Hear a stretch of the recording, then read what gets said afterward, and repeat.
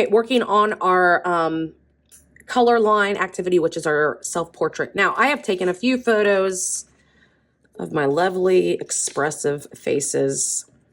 Now, I'm not printing out multiple for you. I don't mind, and we're gonna probably have to use our own cell phones because the school iPads, I cannot get to my printer. So you're gonna have to get your own device, use your own device to take a picture, and then you'll airdrop it to me. If you don't know how to do that, we'll go over it. But what I want you to see is the difference between the three is, first, I obviously have my glasses on, so the shadows create a line, and I can't see my eyes as good, so I don't really love this one. I do like the mouth expression that I can see that has darkened lights. So far, this is my favorite because I can see the whites of my eye, which I kind of wanted to pick out. I don't feel like my shadows are big. This one is just scary, so we're going to pass on that one.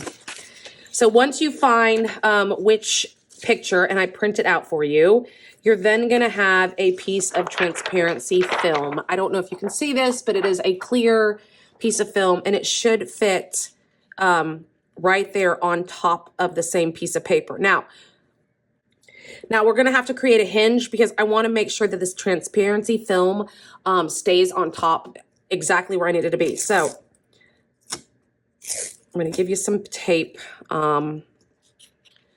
and you want to tape and the film. There we go.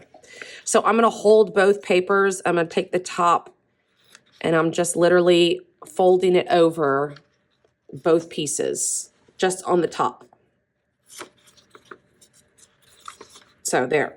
So that way I can flip this up and down, and if I ever, it won't move. The other thing I'm going to tape is my actual photo to the table on the bottom corners, just because I want to make sure it stays. So put little pieces of tape on the corner. I'm gonna have to move it down. You won't see that on camera. So that's taped down so it stays still. Okay, because I don't want my picture to move. I want to be able to pick my film up and down. So once you've got your hinge done, you've got your photo taped to the table, that's when you're going to take your permanent marker and you're going to begin to trace all the lines that you see on here. Now make sure you have a good permanent marker. You don't want a like a dull one, or not one that draws good. So that's what I'm going to do. Okay, a little trial and error, and I realize the fine tip, ultra fine one marker, permanent marker works better than a regular tip because you want to be able to get these thin lines compared to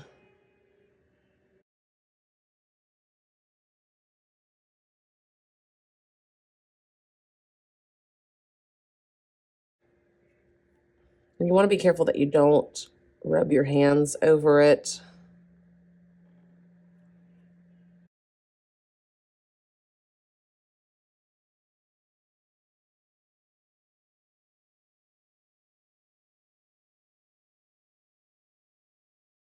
Okay, so obviously my hair was a little harder to do since it was back, and then it's kind of crazy. I'm not going to do all the little details in my shirt because that's just too much. I'm just going to be painting that. If I wanted to, I could. I feel like my mouth is a little weird. So yes, I'm trying to draw all those dips and wrinkles that Ms. Lawson has. The only thing I want to do is I want to color in my glasses black since they are black. So I may switch to a thicker one and do that.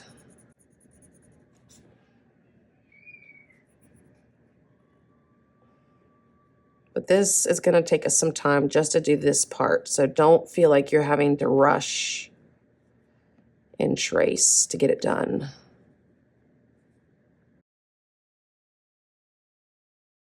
Okay. So obviously if you pull up my film, let's see my drawing. My pupils are 2 different sizes. Don't believe that's right. If that helped or made it worse.